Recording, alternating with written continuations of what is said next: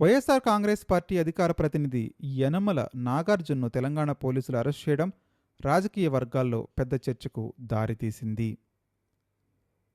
సాక్షి డిబేట్లో తెలంగాణ ముఖ్యమంత్రి రేవంత్ రెడ్డిని జొమాటో డెలివరీ బాయ్లా ఉంటాడని, ఇంగ్లీష్ రాదని, జీవోలు కూడా చదవలేడని దిగజారుడు పదజాలంతో విమర్శించడంతో ఆ వీడియో సోషల్ మీడియాలో వైరల్ అయింది.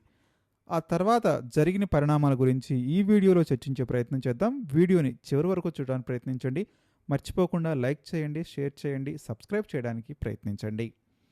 రేవంత్ రెడ్డి అభిమానులు తెలంగాణలో కేసులు నమోదు చేశారు. తెలంగాణ పోలీస్ బృందం నాగార్జున్ను అదుపులోకి తీసుకొని హైదరాబాద్కు తరలించడం జరిగింది. అయితే నోటీసులు ఇవ్వకుండా తీసుకెళ్లారు. వైసీపీ సోషల్ మీడియాలో ఆరోపణలు జరిగాయి. రాజకీయాల్లో విమర్శలు విధానాలపై ఉండాలి కానీ వ్యక్తిగత దూషణలు బూతుల స్థాయికి దిగజారడం ప్రజాస్వామ్యానికి ఎంతమాత్రం మంచిది కాదు అనేటువంటి అభిప్రాయం ఇప్పుడు వ్యక్తమవుతుంది.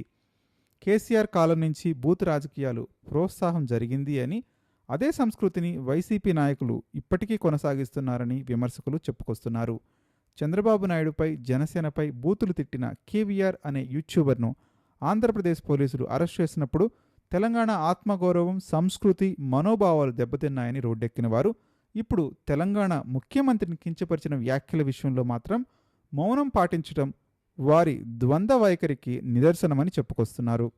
నాగేశ్వర్ వీడియో వివాదంలో హైదరాబాద్ ప్రెస్ క్లబ్లో రౌండ్ టేబుల్ పెట్టి ఆంధ్ర వాళ్లను దూషించినటువంటి కొందరు జర్నలిస్టులు, వామపక్ష నాయకులు కూడా ఈ ఘటనపై స్పందించకపోవటం గమనార్హం.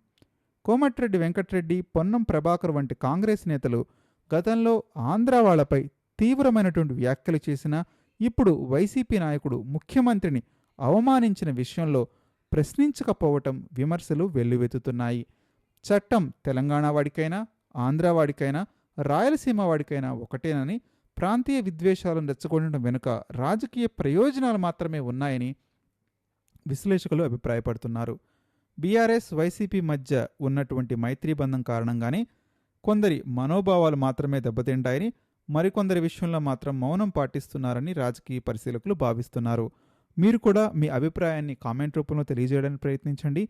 నిజంగానే చట్టం కొంతమందికి చుట్టం, వేరొకరికి ఇబ్బందిగా పరిణమించే సందర్భాలు మీరు ఉన్నాయని భావిస్తున్నారా? మర్చిపోకుండా కామెంట్ చేయడానికి ప్రయత్నించండి.